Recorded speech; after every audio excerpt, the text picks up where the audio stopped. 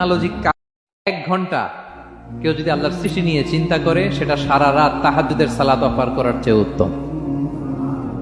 আমরা অনেকে মনে করি শুধু তাসবিহ পড়াই ইবাদত, জিকির করাই ইবাদত, শুধু কোরআন তেলাওয়াতি মনে হয় ইবাদত, শুধু কিয়ামুল লাইল করা ইবাদত। কিন্তু বিশ্বনবীর সাহাবী যিনি ইসলাম আমাদের চেয়ে ঢের বেশি বুঝেছেন, তিনি বলেন আল্লাহর এই সৃষ্টি শৈলী, এই সৃষ্টি নৈপুণ্য নিয়ে 1 ঘন্টা চিন্তা করা, ক্রিটিক্যাল থিঙ্কিং করা সারা রাত নফল তাহাজ্জুদের চেয়েও সেরা।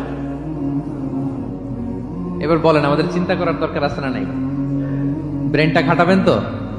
এই যে যারা কনভার্টেড মুসলিম হয় এরা কিন্তু অনেক চিন্তা ফিকির করে, নিজের সাথে নিজে বোঝাপড়া করে, ক্রিটিক্যাল থিঙ্কিং করে, তাদের অ্যানালজি কাজে লাগিয়ে, আল্লাহর দেয়া ব্রেনকে কাজে লাগিয়ে এরপরে শাহাদা পাঠ করে, এমনি এমনি না।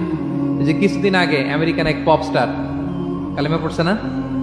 আপনি জানেন একটা ধর্ম চেঞ্জ করা, একটা ফেইথ চেঞ্জ করা, এটা কত বড় সিদ্ধান্ত?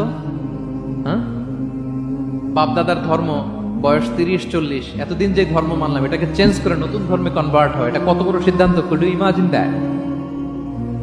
It's not a joke. নিজের সাথে নিজের অনেক বোঝাপড়া করতে হয়, তারাই ক্রিটিক্যাল থিঙ্কিং করে। এবং বিষ্ণু ঈসা ইসলাম উনি নবী হওয়ার আগেও এই চিন্তার ইবাদত করতেন। তিনি হেরা গুহায় চলে যেতেন, কাবা থেকে 6 কিলোমিটার উত্তরে, 634 মিটার উঁচু, যা বলে নূরের উপরে একটা কেইভ আছে, গুহা,